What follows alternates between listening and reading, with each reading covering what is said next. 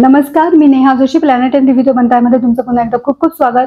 बदलापूर, एक हसीना थी, अंधाधुन यासारखे एकापेक्षा एक सस्पेन्स थ्रिलर मूवी देणारे डायरेक्टर श्रीराम राघवन यांचा नवीन movie Merry Christmas. Merry Christmas हा एक रोमॅन्टिक थ्रिलर मूवी आहे. जबरदस्त प्लॉट, त्याला साजेसा असा स्क्रीन प्ले, उत्कृष्ट परफेक्ट असं कास्टिंग, आपण इमॅजिन पण करू शकणार नाही असे स्टार्ट टू एंड ट्विस्ट आणि टर्न्स आणि उत्कृष्ट डायरेक्शन. हे श्रीराम राघवन यांच्या मूवीची जी वैशिष्ट्य आहेत ती सगळीच वैशिष्ट्य आपल्याला या मेरी क्रिसमस या मूवीमध्ये दिसतात. ही एक रोमॅन्टिक थ्रिलर अशी मर्डर मिस्ट्री आहे. मूवी ची स्टोरी मी सांगत नाही, कारण स्टोरी सांगितली तर सगळी मजा निघून जाईल. पण क्रिसमसच्या रात्री मुंबईमध्ये एका रात्रीत घडलेल्या घटना या मूवीमध्ये दाखवलेल्या आहेत. मूवीचा फर्स्ट हाफ आपल्याला स्लो वाटतो, पण यातला प्रत्येक सीन मूवीचं कॅरेक्टर बिल्डिंग आणि मूवीच्या स्टोरी बिल्डिंगसाठी फार महत्वाचा आहे. पण काही सीन थोडेसे शॉर्ट केले असते तर फर्स्ट हाफ सुद्धा क्रिस्पी झाला असता आणि टोटल मूवी पण अजून स्लीक झाला असता. पण सेकंड हाफ मध्ये मात्र एका पाठोपाठ एक वेगळ्या प्रकारचे ट्विस्ट अँड टर्न येत राहतात आणि आपण फर्स्ट हाफ आपल्याला थोडा बोर झाला होता, थोडा स्लो झाला होता हे पूर्णपणे विसरून जातो. या मूवीजच्या प्रत्येक कॅरेक्टरचं कास्टिंग, प्रत्येक ऍक्टरचं कास्टिंग हे परफेक्ट झालेलं आहे. सगळे सपोर्टिंग ऍक्टर्स म्हणजे संजय कपूर, राधिका आपटे आणि विनय पाठक यांनी आपलं काम खूपच छान केलेलं आहे. विजय सेतुपती हा एक अतिशय चांगला ऍक्टर आहे आणि ह्या मूवीमध्ये सुद्धा त्याचं ऍक्टिंग उत्कृष्ट.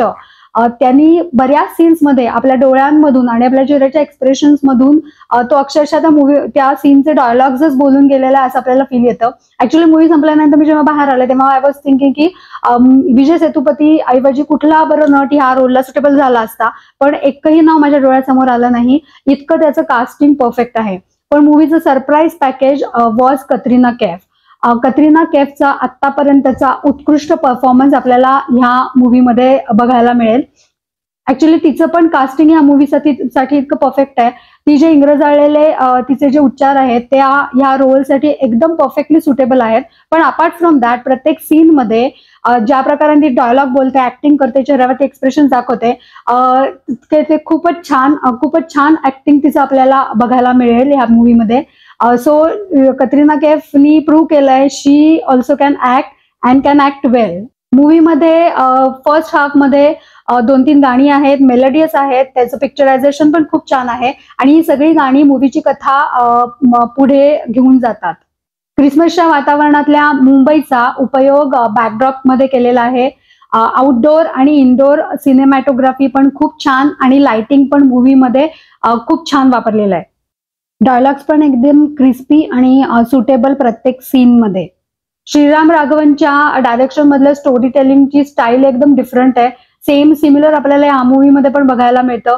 आपण खूप गेस करत राहतो की पुढे का होईल. ही मर्डर मिस्ट्री आहे, आपल्याला थोडाफार अंदाज येतो की मर्डरर कोण असेल, पण ज्या प्रकाराने या घटना घडतात, ज्या प्रकाराने हे सगळं होतं ते आपण खरोखरच इमॅजिन करू शकत नाही, आपण गेसच करू शकत नाही.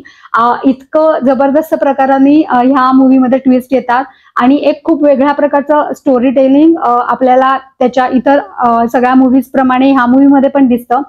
सगळ्या फॅमिली बरोबर बघण्यासारखा हा मूवी नक्की आहे. पण मला असं वाटतं थिएटरपेक्षा हा मूवी डायरेक्टली नेटफ्लिक्सला रिलीज केला असता तर तो जास्त सुपरहिट झाला असता. तुम्ही जर ऑफकोर्स कतरिना कैफ किंवा विजय सेतुपती यांचे फॅन असाल तर हा मूवी अजिबात मिस करू नका. बेस्ड ऑन परफॉर्मन्स, ऍक्टिंग ह्या मूवीला जर स्टार द्यायचे असेल तर मी 4.5 स्टार देईन. इतकं सगळ्या कलाकारांचं ऍक्टिंग छान झालेलं आहे. पण मूवीचा फर्स्ट हाफ जो थोडा स्लो आहे किंवा मूवीमध्ये अजून एकदम फ्लॉज आहेत हे बघता मी 3.5 स्टार ह्या मूवीला नक्की देईन. सो आज इथंच थांबते, पुन्हा भेटू. जर का अजूनही माझ्या चॅनलला सबस्क्राईब केलं नसेल तर नक्की सबस्क्राईब करा. So please like, share and subscribe to my channel.